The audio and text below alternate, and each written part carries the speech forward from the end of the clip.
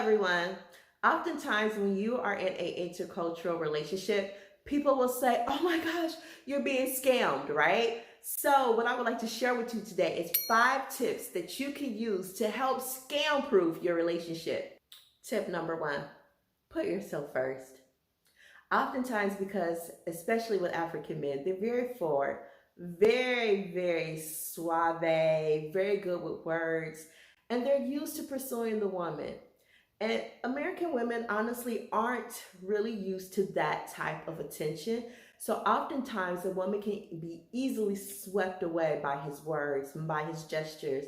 But if you put yourself first, if you make sure that you are practicing self love, self care, and really pouring into yourself about how you feel about yourself, complimenting yourself, that will help to keep you from being swept away.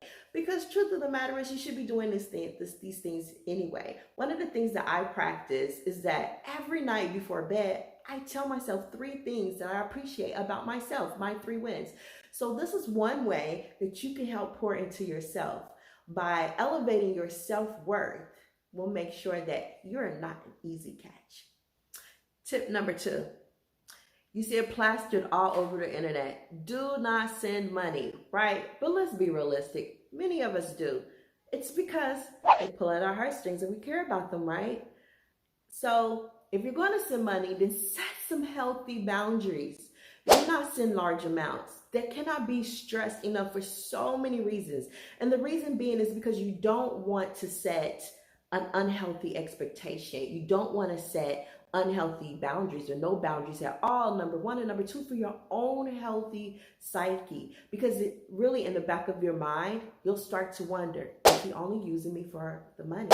So don't even go there at all. So send small amounts and then set a number. So for example, if you're making a decision that you're going to go see him in 6 months, then rule of thumb, you shouldn't be sending no more than 3 or 4 amounts of money. Now, granted, there are some women who like to send money ahead, so once they get there, they have money to spend.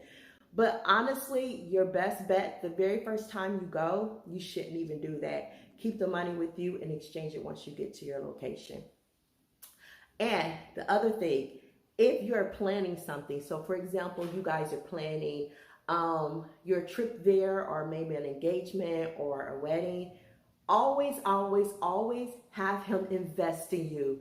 Invest. It doesn't matter. A small amount to you is a huge amount to him. So even if it's something as simple as paying for the marriage registry, or paying for your airport escort, or sending some money to go towards your visa or anything, have him invest. Even if, since I'm in Nigeria, I can relate to Naira.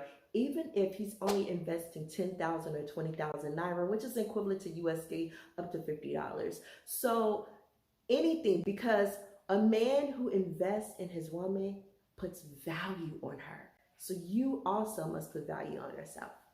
Tip number 3, form some strong bonds with his family members and friends. Oftentimes, if a person is really trying to prey upon you, it's easier if they don't have an emotional attachment with you.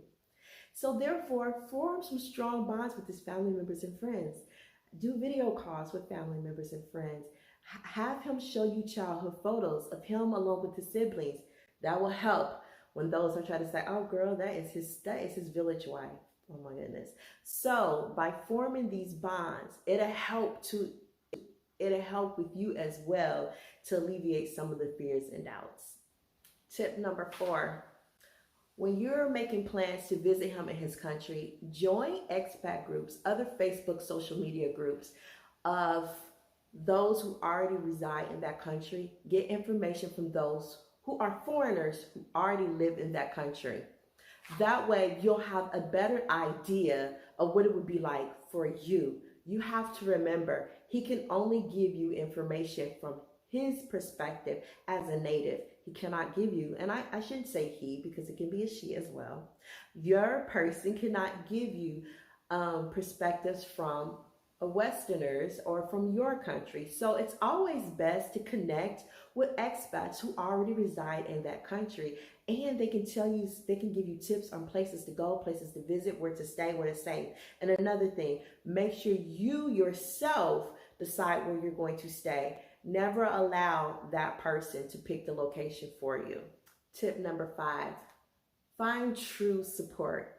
The last thing you need is to have so many outsiders telling you that you're going to be scammed, you're going to be used, he's only using you for a green card, he's only using for you for money. You already have your own insecurities that we have within us just as women sometimes, you know? And then to have someone else pounding on that will really cause you to look at him sideways when in reality he is a very sincere, honest, giving person.